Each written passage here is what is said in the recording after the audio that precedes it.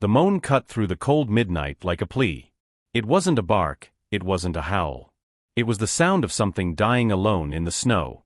Rex stopped in the middle of the frozen trail, his golden paws sinking into the ice. The 6-year-old golden retriever sniffed the air urgently. Something was wrong. Very wrong. 3 weeks earlier, Rex had lost his own puppies. The entire litter taken by an infection that not even the vet could explain. 5 little golden bodies that would never open their eyes. His owner, Clara, cried holding each of them. Rex just lay next to the empty boxes for days, refusing food, refusing affection. The pain had weight. It had a smell. It tasted like ashes in the mouth. Now in that forest on the edge of the mountains, Rex followed an instinct he thought had died along with his puppies. The moan came again. Weaker. Desperate. He ran, snow flying around his paws, heart beating like a war drum. Among the roots of a fallen pine tree, he found it. A puppy. Gray as smoke, small as a clenched fist, trembling violently. Blood stained the snow around it. One of its little paws was injured, shredded. Its eyes still closed. The body almost lifeless. Rex sniffed slowly, cautiously. That smell was different. Wild. Dangerous. But the moan coming from that tiny mouth was universal. It was the sound of someone asking for a mother who would not come. Rex looked around. No trace of adults. No sign of a pack. Only snow, silence, and death approaching. The puppy tried to lift its head and failed. It fell to the side, its breathing growing weaker. Rex felt something break inside his chest. It wasn't pity. It was recognition. That creature was as alone as he was.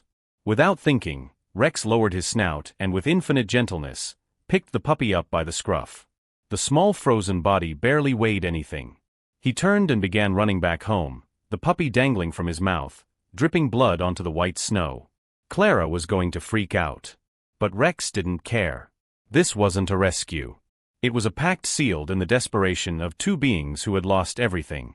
If you're enjoying this story, don't forget to subscribe to the channel and like the video, and leave in the comments what you thought and from which city or country you're watching. Clara dropped the coffee cup when she saw Rex enter through the back door with that thing in his mouth. The glass shattered on the kitchen floor. Rex carefully placed the puppy on the rug with surgical precision, as if carrying crystal. The small gray body didn't move. "My God, Rex, what have you done?" Clara knelt down, her hands trembling.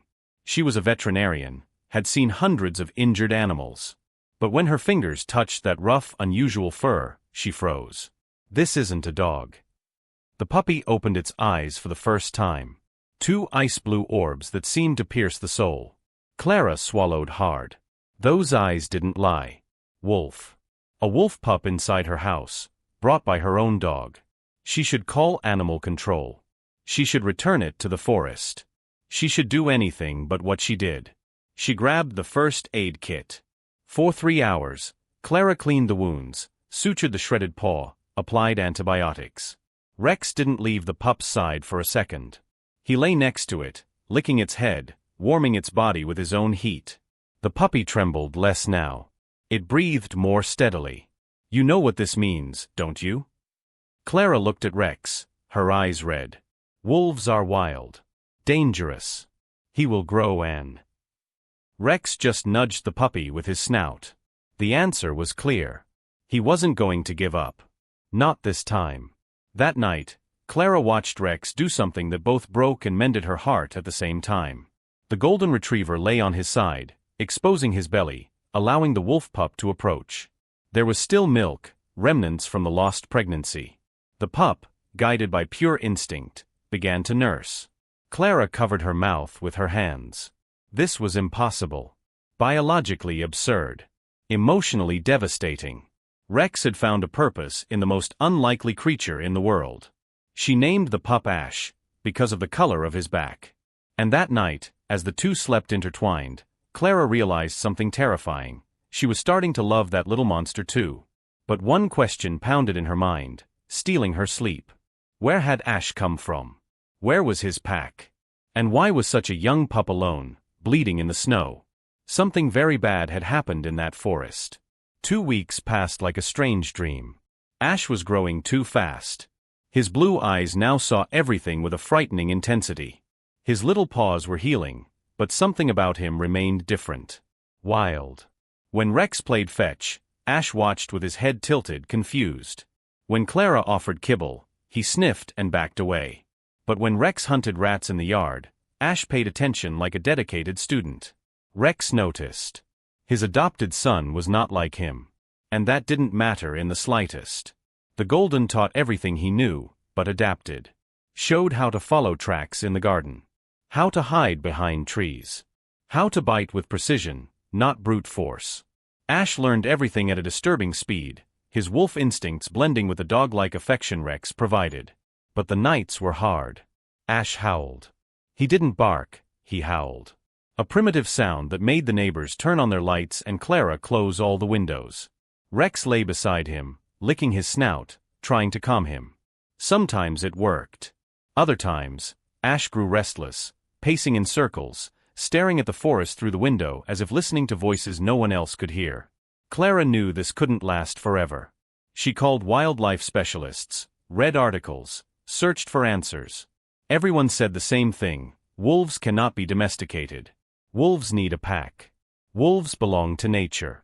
But when she looked at Ash sleeping curled against Rex's belly, both of them softly snoring, the scientific theories seemed like cold lies. One afternoon, Clara discovered something that changed everything. Claw marks on the backyard fence. Huge paw prints in the fresh snow. Someone, or something, was watching the house. Ash felt it too. He froze in the middle of the yard, fur bristling, body tense. Rex growled low, positioning himself between the pup and the forest. That night, Clara locked all the doors. She put Rex and Ash to sleep inside the bedroom. But through the glass of the window, she saw them. Yellow eyes shining in the darkness. Several pairs. Watching. Waiting. Ash's pack had returned. And they did not look friendly. The attack came at dawn. Clara woke to the sound of breaking glass. Rex was already on his feet, growling fiercely toward the living room. Ash trembled, hiding under the bed. 3 enormous wolves entered through the shattered window, their muscular, scarred bodies telling stories of battles. The largest, with a torn ear, fixed its eyes on Ash. Rex charged without hesitation. A 28-kilogram golden retriever against 45-kilogram wolves. The math didn't matter. This was his son. The fight was brutal. Rex bit, dodged, protected. Clara screamed, grabbed a broom handle, striking the nearest wolf. Ash came out from under the bed, howling desperately. And then something extraordinary happened. The torn-eared wolf stopped. He sniffed Ash. His yellow eyes widened. He lowered his head and stepped back. The other wolves, confused, did the same. It wasn't submission. It was recognition. Ash advanced slowly, his small body still childish, but his posture strangely authoritative. He touched his nose to the larger wolf. A guttural sound came from the adult's throat. It wasn't a threat. It was lament. Clara understood everything in that moment. The torn ear. The scars. That wolf had lost his entire family. Hunters, traps, poisoning. Ash was the only survivor. The wolf had returned not to attack, but to rescue the only child he had left. But Ash didn't move. He looked at the wolf, then at Rex. The golden retriever bled from his paw and neck but stood firm, protective. Ash walked to Rex and rested his head against his chest. The choice was made. The torn-eared wolf let out a long, painful howl. The others responded. It was a sound of farewell, of acceptance, of respect. Then, as quickly as they had arrived, they vanished through the broken window. Clara collapsed to the floor, crying. Rex licked Ash, checking if he was okay. The pup howled one last time, looking toward the forest. It wasn't a call. It was an answer. He had chosen his family. And his family wasn't defined by blood. 6 months had passed. Ash no longer fit in Clara's lap. His blue eyes remained, but his body was now pure wolf. Muscular, agile, imposing. People on the street would cross to the other side when they saw him. But anyone looking closely would notice something strange. Ash wagged his tail. Played fetch with sticks. Slept on his back. Rex had aged. His golden fur had turned streaked with white. His paws ached on cold mornings. But every night, without exception, Ash curled up beside him. The wolf who could take down a deer protected the elderly dog like a sacred treasure. Clara watched the two of them and understood. Love does not follow the rules of biology. It does not obey animal behavior manuals. Love simply happens, crossing species, defying logic, rewriting destinies. One afternoon, Ash stood in the yard, staring intently at the forest. Clara felt her heart tighten. Rex approached slowly, pressed his snout to Ash's neck. For a long minute, neither of them moved. Then Ash turned, licked Rex's face, and returned inside the house. He had heard the call. And he had chosen to stay. But Clara knew that one day the choice could be different. And if that day came, she would open the door. Because love is not about holding on. It is about allowing the other to be free, even when that freedom hurts the soul. Rex had taught her this. A dog who lost everything and instead of shutting down, opened his heart to the impossible. Who saw a natural enemy and saw a child.